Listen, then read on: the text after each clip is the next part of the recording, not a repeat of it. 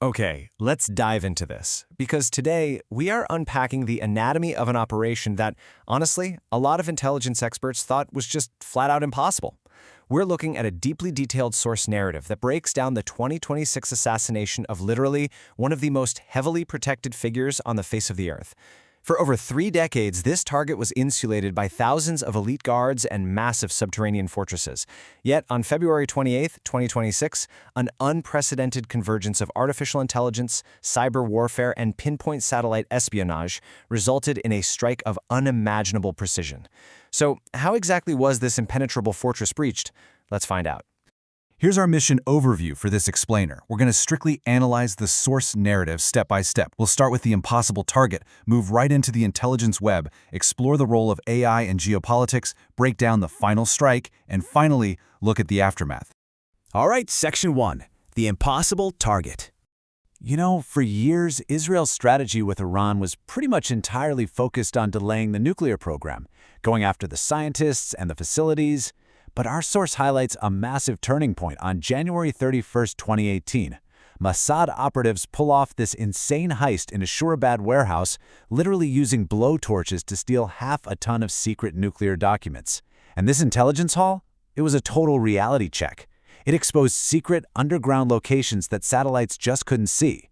It made it crystal clear that as long as Supreme Leader Ayatollah Khamenei and his core team were intact, the nuclear program would just be rebuilt anyway. So the strategy completely shifted. The new objective was the leadership itself. But getting to Khamenei was an absolute logistical nightmare. 5 minutes. That is the time it took just to ride an elevator down to his deep underground bunker. And we're not talking about a simple panic room here. This connected to a sprawling 5-kilometer tunnel network right beneath Tehran, complete with at least 8 different hidden entry and exit gates under everyday places like hospitals, schools, and parking garages. The leadership could just move completely undetected, completely off the grid.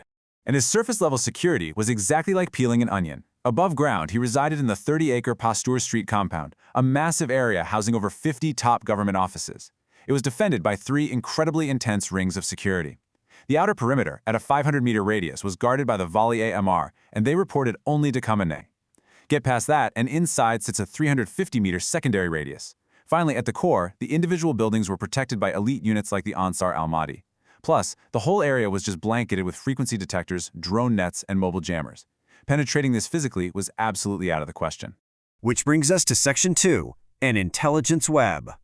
Because a physical breach was a no-go, Israeli intelligence realized they had to build an invisible net. They had to surround this compound from the ground up and from the sky down. And the sheer scale of the espionage stack they deployed is just staggering. On the ground, Mossad cultivated human assets, plumbers, cleaners, delivery drivers, who were analyzing waste and mapping out the compound's daily routines. They compromised staff phones using NSO Pegasus spyware.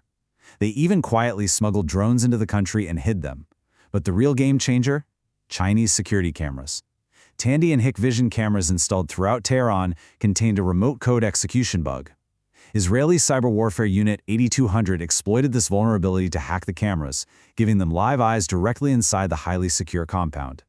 And while that's happening on the ground, up in the sky, an absolute armada of surveillance tech watched constantly. Israel's OFIC satellites tracked visual movements, while the US KH-11 literally measured the shadows of objects to identify precise building modifications. But the heavy lifter here was the Iranian satellite, intercepting radio and walkie-talkie signals and beaming that data directly to Pine Gap, a secret CIA site all the way in Australia. Now, Iran wasn't completely in the dark. They enforced strict anti-surveillance protocols, using fiber optic cables because they don't emit radio signals, and they'd only move convoys during tiny specific windows when they knew the satellites were out of orbit. So it was this massive, high-stakes game of cat and mouse.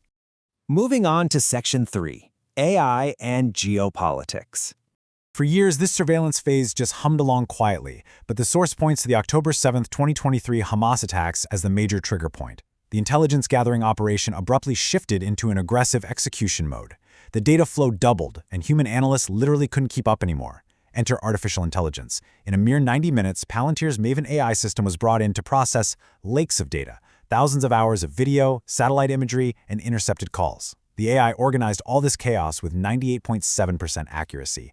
It mapped out the pattern of life for everyone in that compound. It figured out which driver drove which car, when shift changes occurred, and even analyzed Khamenei's specific body posture and walking date so they wouldn't be fooled by a body double. It's wild to think about, right? AI has essentially erased the fog of war for whoever controls it.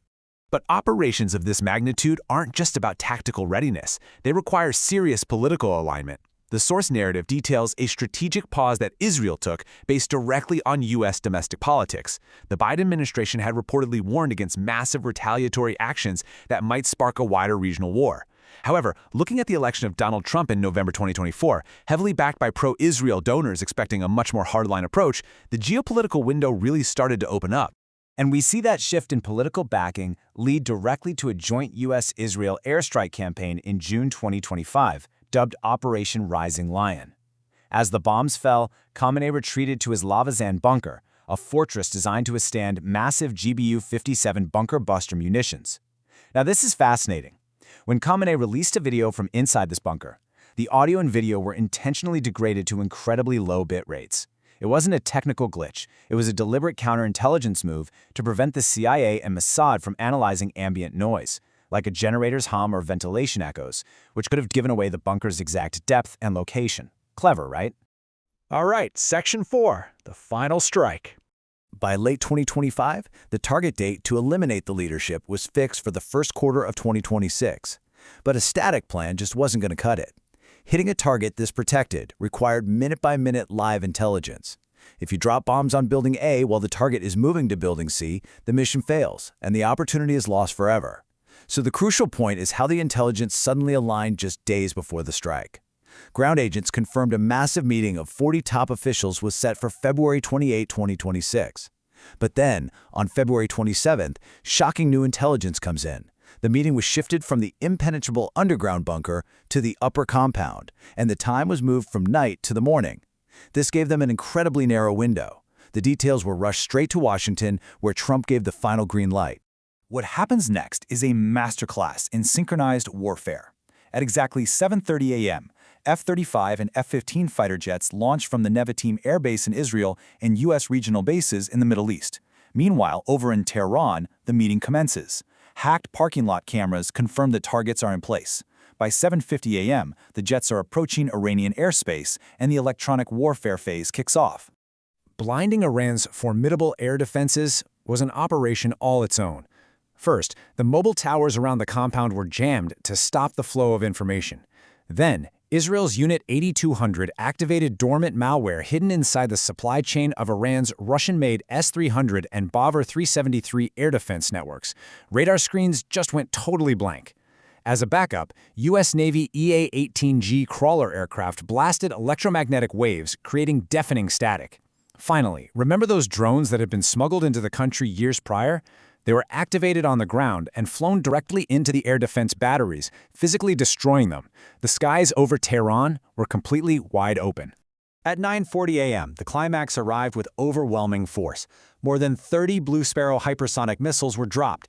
These missiles literally exit the atmosphere and re-enter at a perfect 90-degree angle, striking the exact upper compound location at hypersonic speeds. The precision was absolute. In a matter of seconds, the compound was completely decimated. Which brings us to Section 5, the aftermath. The strike didn't just end at the compound. Over the next few minutes, coordinated secondary strikes obliterated Iranian drone bases, aircraft shelters, and radar sites across the country, completely crippling their ability to immediately retaliate. But honestly, perhaps the most chilling detail was the psychological cyber warfare element. 12 minutes after the strike, millions of Iranians received a notification on their phones through a highly popular compromised religious prayer app called Bade Saba. The message simply read, "Help has arrived." Moments later, a second notification popped up, urging the Iranian military to surrender. It was a stark, terrifying demonstration of exactly how deeply foreign intelligence had infiltrated everyday Iranian life. The immediate fallout on the ground was historic. The supreme leader, his family members present, and the top 40 military officials were killed instantly. Only Mossad Khamenei, who had briefly left the meeting room, managed to survive with injuries.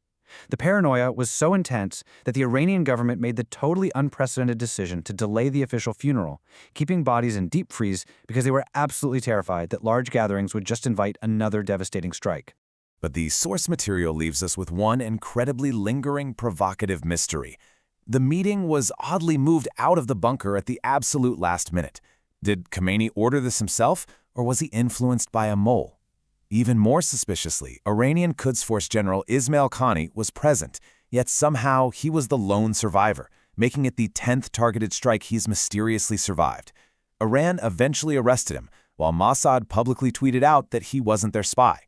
So we really have to ask ourselves, was Khani the ultimate inside man or just the luckiest general alive? The true depths of this intelligence web might never be fully known. Thanks for diving into this explainer with us today, and we'll see you next time.